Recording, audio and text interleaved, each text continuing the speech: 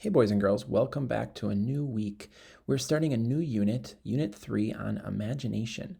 This unit is going to focus on specifically texts that are in the fiction fantasy genre.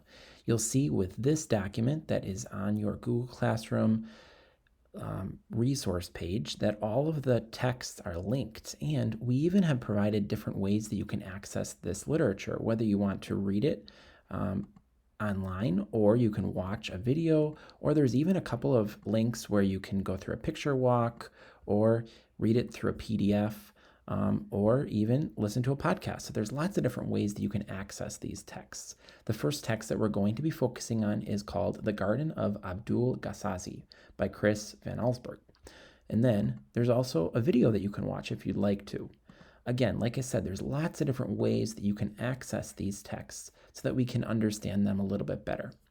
In your coursework for day 2, what you're going to need to do is focus on reading the text and then answering the questions. So after you click on the link for the actual text, you're going to read the text very thoroughly, and then you're going to answer the questions. Remember, you can answer the questions any way you'd like. So if you want to just regularly answer them on the slide 5, you can do that. Or you can make a Vocaroo, or a Padlet, or a Jamboard, or type into a Google Doc, or even record yourself, like what I'm doing right now with a Screencastify or any other program.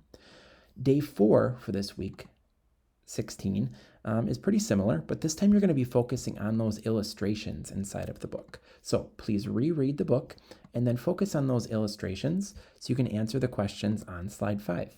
You'll need to answer 3 out of the 4 questions. If you have any questions, please let us know about that.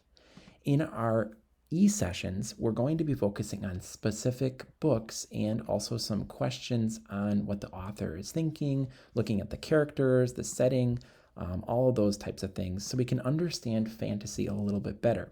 Okay, we'll be using these graphic organizers so we can compare and contrast the different parts of the text and the content as well as the vocabulary and things like that. We have a Padlet way at the end, which we're going to be continuously using in week 16 and 17. This Padlet will be linked inside of the Google Classroom resource page, and you can feel free to contribute to any one of these questions after you've read the text, and you can even look at some of your the comments from some other students in your class, and you can even like them if you really like them. So thanks for listening, and we'll talk to you soon.